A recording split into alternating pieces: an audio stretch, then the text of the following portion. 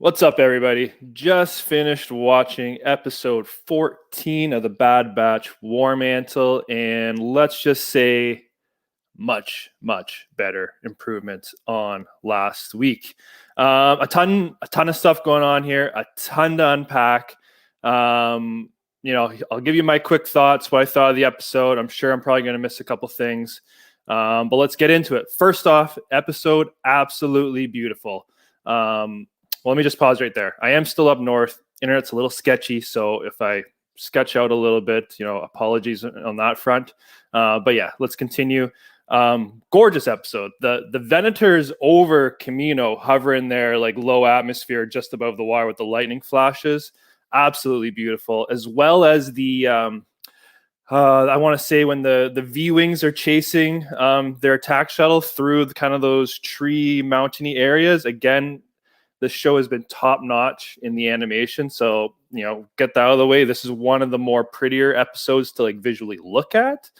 And then a ton of substance and plot moving forward here. We get a little more, we could kind of see a little bit more where this is going. So Lama Su's on to the Empire. He sees that they're rolling out all the clones of the facility and there's pretty much no more use for the Camino scientists and what they do, right? We know they've been secretly replacing, moving to more of that hybrid model clones with, regular human recruits, right?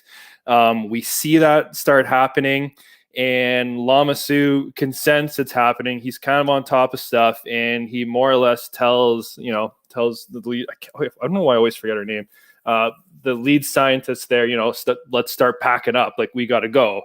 And she does remark, there's tons of people in the galaxy. Why don't we just, work for them? And Lama Su, like, he's on point again. Like, no, like, this is the Empire. If we're not working for the Empire, we're not going to be working for any competitor because they want that ultimate power in the galaxy.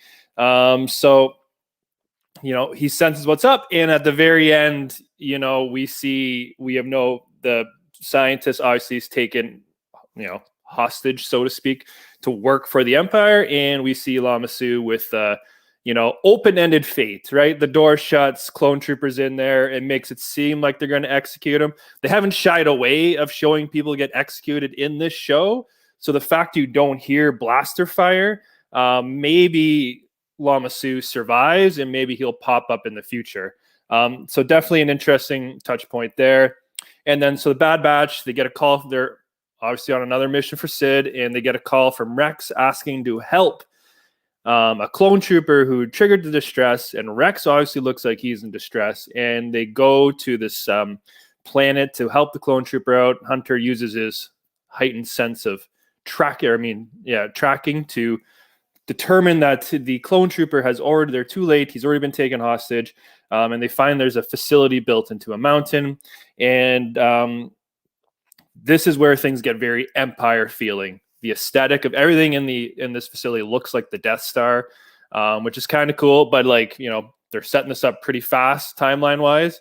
But we get, one clone commandos, and they're all leading / training regular storm troopers, which are referred to as TKs in this. And they're like, what are TK units? So we see the birth of regular stormtroopers, and they're actually being trained by clone commandos, which is, that's pretty cool point there.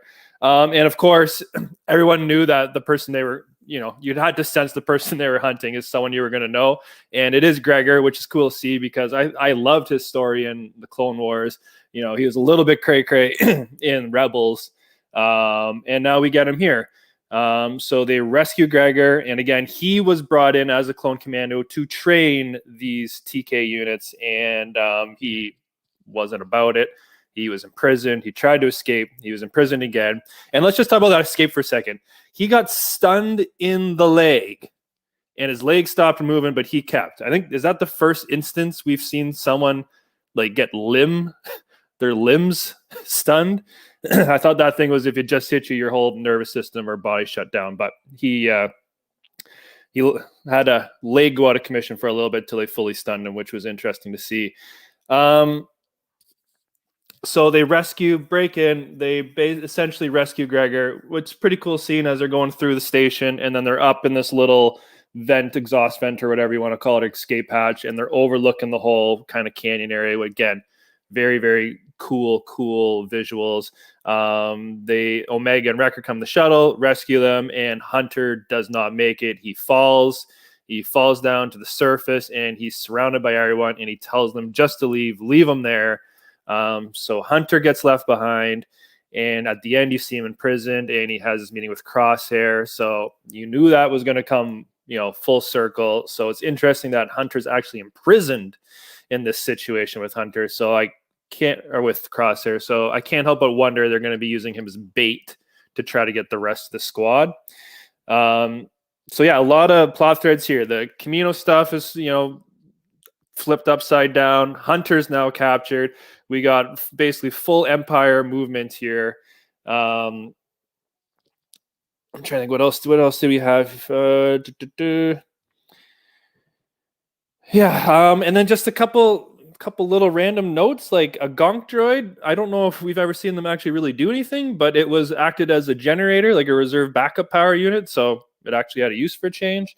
And then the other thing I noticed, it's been a little repetitive this season now, is there's a mission or a rescue they got to do, and Hunter's like, no, it's too dangerous. And then someone gives them a sob story speech, and they change their mind. A couple episodes ago about rescuing the Syndulas, Omega gave the speech. Echo gives it now, talking about how you guys rescued me and you had no backup. It's happened a few times. So kind of going to the well there a little bit. But other than that, especially coming off last week's episode, I thought this was a great episode. It gave us a lot to chew on. And I'm going to give this one a solid, this will be a solid 8.0. All right. So I think this is my third episode at 8 or higher. So again, on my scale, that's great. So let me know what you thought in the comments. Did I miss anything? Did you like this one as much as I did? And I'll see you all next week on the next review. Okay. Peace out.